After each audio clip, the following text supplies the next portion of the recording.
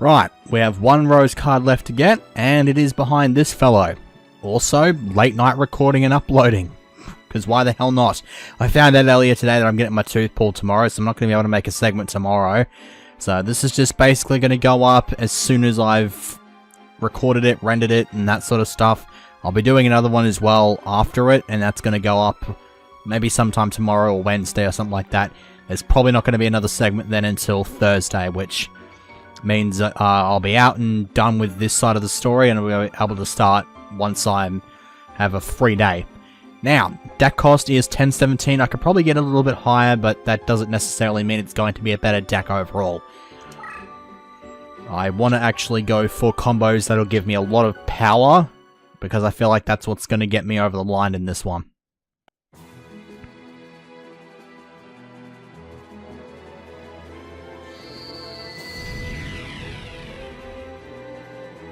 Definitely the most diverse board in the game so far. As a matter of fact, it's the most diverse board in the game, period.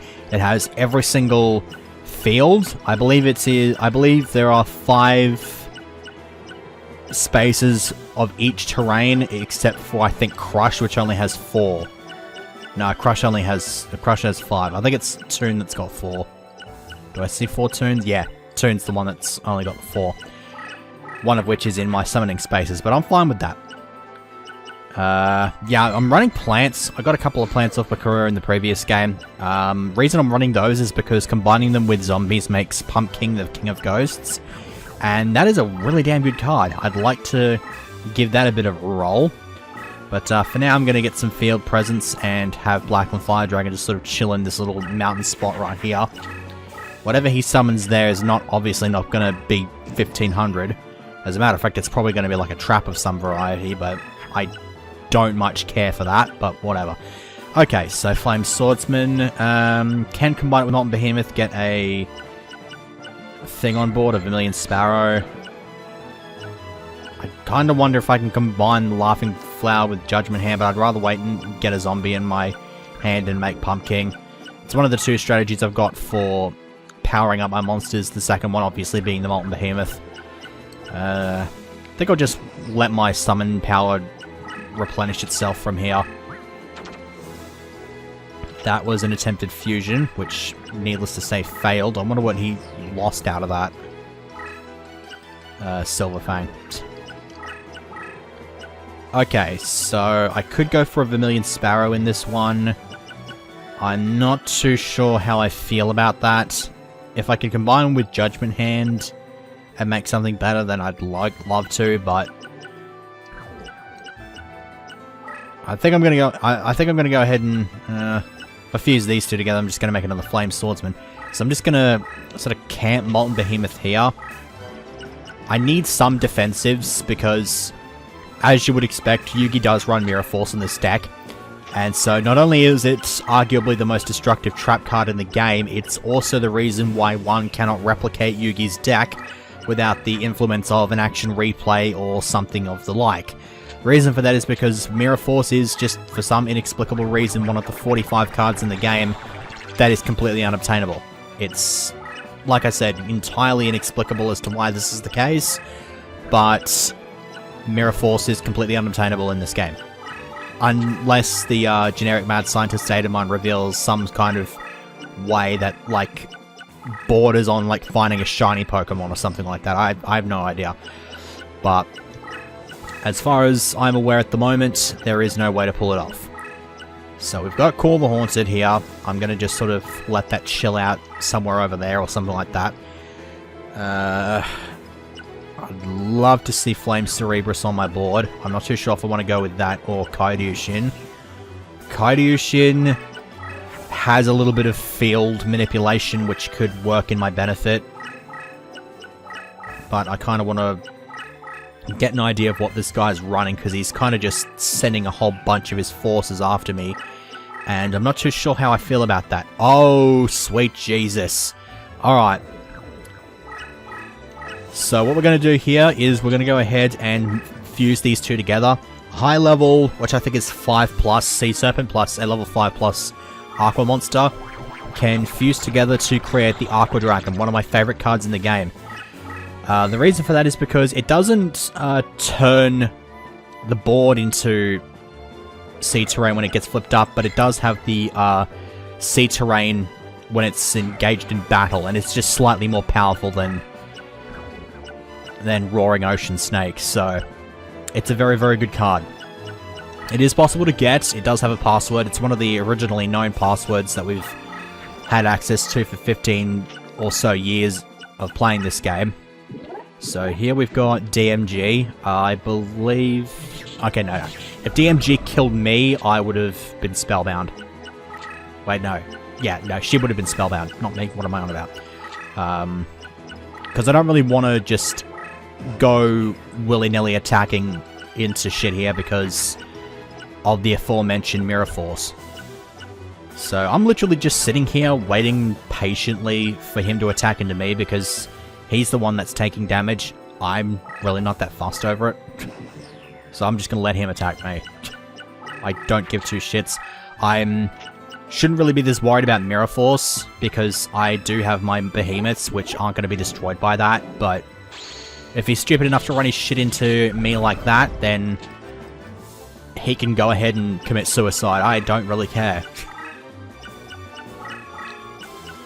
The deck leader, I don't need to point out, he's in fact Dark Magician. You would have already expected this coming from a country mile away, but there you go. So...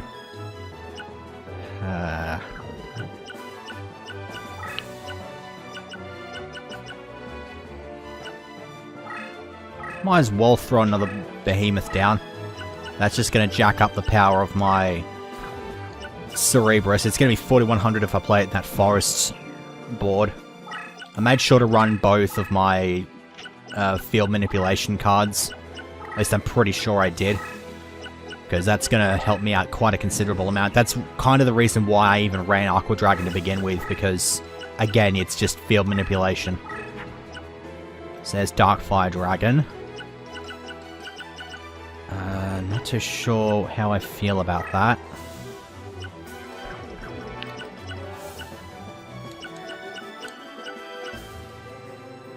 Now see, if I were to attack into something and trigger the Mirror Force, then I'm not going to be that fussed because I've got considerable backup in the form of just the Flame Cerebrus.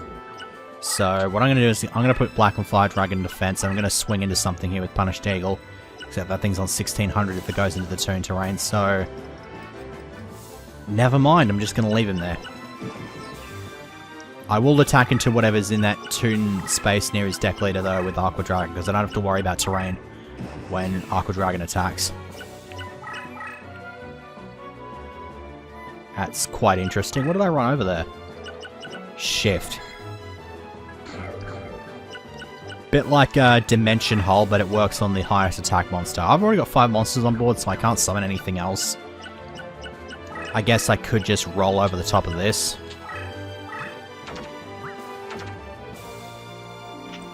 I suppose I'm fine with that. Maybe he'll try swinging into it. Because at 4100, if that thing's not packing a serious amount of firepower, he's just going to lose once he runs into it. There's also the matter of Aqua Dragon just being able to sort of invade his turf. Okay, here we go. Let me see. What do I want to do here? I've already got Flame Cerebrus. Punished Eagle's a bit of a thing. Because I would really like to be able to show off the fusion. But, so that's probably not going to happen. He's not here. There goes another spell. Blackluster Ritual, which would be freaking godly, but he doesn't have a guy, the Fierce Knight. I may have to have another couple of games with him. If I get Blackluster Ritual in the slots here, then I will have at least one more game to try to get his thing. Oh, Dimension Hole. Funny I mentioned that. Because that gets him right the fuck out of there. That puts him in an entirely different position. And then it renders these monsters here completely helpless, because I can just sort of feast upon them.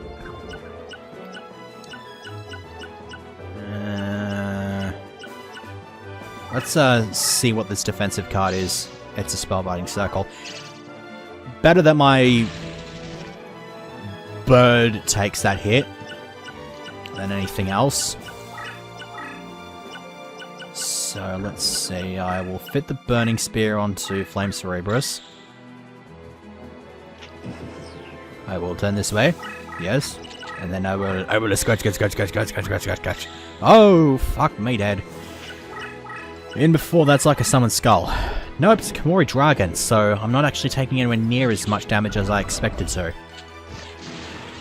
I mean, I'm fine with that, so I don't mind that, but whatever.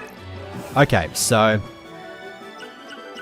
now the problem with my Aqua Dragon is that if he becomes a zombie, the terrain bonus does not actually do diddly squat to it. Let's have a swag. Let's have a swing. Meteor Dragon. Now I really, really want the slots to come through for me, because now that the Meteor Dragon's in his graveyard, if I can get that, I can combine it with Red Eyes to make a Meteor Black Dragon. That's a 3500 beat stick right there. That can just pretty much annihilate all manner of shit. In the meantime, I've got these two creatures. Let's see if they will indeed fuse. Do we done have a Pumpkin? We done have a Pumpkin indeed. So, Pumpkin's effect gives all zombie monsters 100 extra attack and defense points at the start of each turn. Call the Haunted is going to turn all of those all my monsters into zombies. So while my behemoths lose some power because they're not pyrotypes anymore, and my Flame Cerebrus apparently is completely and utterly rendered a shrimp in a shell of its former self, apparently. I should have thought of that, but it's fine. I'm not going to die yet. May have caused a bit more, a few more problems than I would have liked. I was going to say if I can get the correct field, then I'd be set for life, but nah, forest is not what I was looking for. I'm going to swing to that thing anyway, because I didn't think it would be that much of a threat. I should probably get the hell out of the mountain terrain though. So let me see here. Fire Eye. Fire Eye is awesome because it can move around without triggering any limited range trap cards. So I'm going to get rid of the Laughing Flower. I'm going to put Forest down somewhere. Try to put it somewhere where I'm going to get some good use out of Fire Eye and just go straight for the leader. That could work out to my benefit. We'll have to see how that goes down, but we'll stick with that for the time being. Power increase. Unless that's a Dark Magician, I don't see it being threatening. It can get into the Crush terrain without any problems, so we know that that's not a genuine threat to me in the absolute slightest, so I'm fine with that. Guess I might as well keep going. Let's, well, I've got Spring of Rebirth. Let's just... Oh, damn it, I've got 5 monsters on my field. Shit. Maybe something can, like, swing into my Aqua Dragon and kill it or something. I don't know. Can something maybe do that? I'd love for Aqua Dragon to die, because it's kind of useless at the moment since it's had its type change. No, I don't think it's going to be doing any of that. Now, the thing that depresses me here is if I go in here, I have 3,000 attack. But it's just going to turn the terrain into sea anyway. So, let me put Cerebrus into defense mode, because if he's got his Mirror Force on board, then that's going to cause some problems. That was Swords of Revealing Light. That's not going to be in the thing, thankfully. Depending on where he moves his Dark Magician here, I might be able to hit him with Flame Cerebrus for GG. Or he can flip Magician of Faith and just have a spell block the way.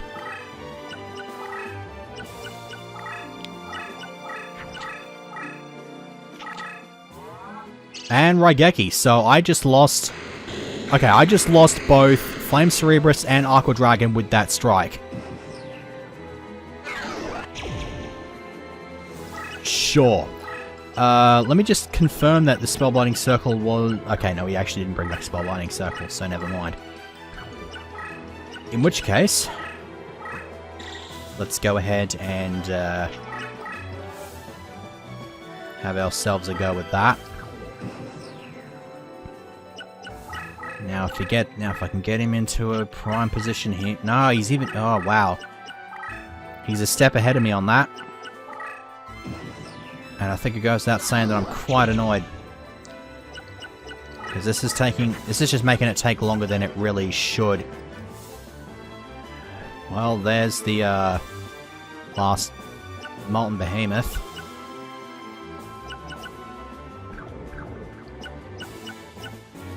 And if Fire Eye attacks into that, that's going to be 1800. Which means it is probably a better idea if I were to move over here. Get my Molten Behemoth, get this one flipped up and ready to roll. So that way 2300 shouldn't be that big of a threat. Especially since Cursed Dragon turns the sea field into Wasteland. I wonder what would have happened if Cursed Dragon and Aqua Dragon fought. Which one would take priority? There's a Destiny draw. I was kind of hoping to see one of these. But the Destiny draw, it happens when you are in a very, very shitty situation. It gives you a card that you are not... that is not normal. It's not in your deck otherwise, and it's usually not otherwise obtainable. You can get stuff like Regeki, but you can also get stuff like Ryoku, which is by an absolute country mile the most destructive and unbalanced power-up card in the entire game. So, since I have most of my shit in defense, I'm going to put Shadow Vise in defense as well. I'm expecting that to be a Mirror Force. But since I've got Fire Eye sitting right there, he's either got to stay there and rely on it being a Mirror Force, or he's going to have to move out the fucking way and destroy the Mirror Force. Or he can just move. Sure. I'm okay with that. Now, I forced all of his monsters into attack mode here. He's only got 250 life points.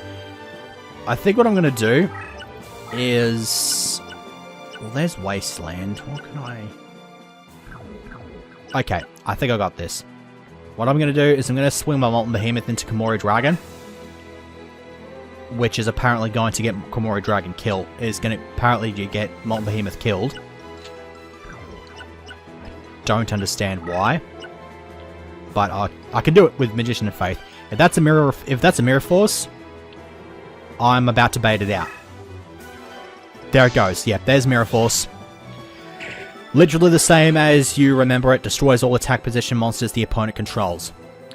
Now that it's been baited, I'm going to summon Red Eyes Black Dragon.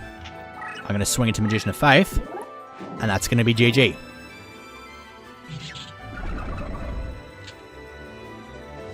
So that's all 8 red rose cards. Let's hope some of the cards I want are actually in the slots, because he's got quite a large graveyard at the end of this game. So let's see what we've got. I see Meteor Dragon in there, I see Blackluster Ritual, so let's see if I can... I'm going to try to go for Meteor Dragon. I'm going to try to prioritize that. That's a Dark Energy. That's another Dark Energy. I got the Meteor Dragon. Thank Christ I got the Meteor Dragon. So, I believe I'll be running that in the next game. Yeah, he's a bit salt.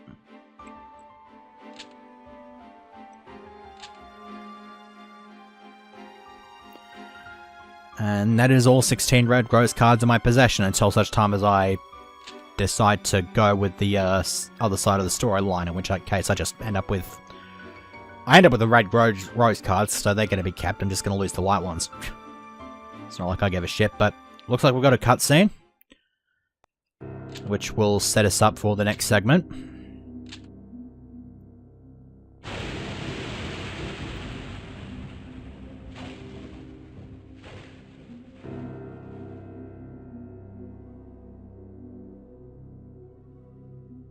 Oh noes! It's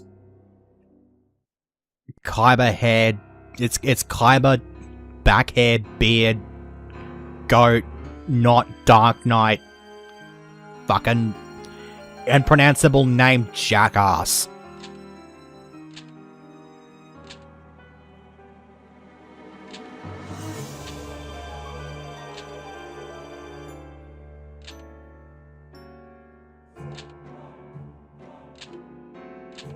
So he just loses his shit. And the way he's summoned is actually different between the two sides of the story. It doesn't actually matter which side you pick, you still get this guy as the last boss that you face. Although he will use a different deck. Mind you, the deck that he uses if you side with the Red Rose actually has a higher deck cost than this, if you can fucking believe it. But there you go. We get to fight this guy next time, and then I just get to sort of bugger off for a couple days while I get my tooth pulled. Good times. Wish me luck on that one. But of course, how could I forget? Apologies for that. That's quite annoying, I actually quite find that to be. Alright, let's just move the fuck on. Really? I was gonna scrap that because my intro to this little chunk was stupid, but no, we're gonna roll with the 420. We're gonna fucking roll with the 420, okay? 420 is Minar. That's a shit card. Really? 420 and it's just a piece of shit card. Come on, game. Alright, whatever. Putting the code in now. I'm not even sure why I've sort of compelled myself to put the code in, like, on screen, but I apparently just have. There you go. It's a freaking insect. It's a shit insect. It literally has no benefit to me whatsoever. You're not ever going to see me use this. Also, I should point out that when I knock over the boss here, I actually get a free code, like, from the game. I think the way that I'm going to approach it is, because it's a new character, I'm going to get a randomly generated password off of that, and then from the one that I get from the game itself, I'm going to just sort of... I'm not too sure how I'm going to approach that. I'm either going to just use the code that I'm given, or like throw all the original sets of codes that we would get from the game in like a raffle and sort of just draw one out or something. I don't fucking know. I will work that out at some point in the future, because I don't think I'll be getting up to that point next time. Actually, no, I might be. Whatever, I don't care. Just moving on. Just end.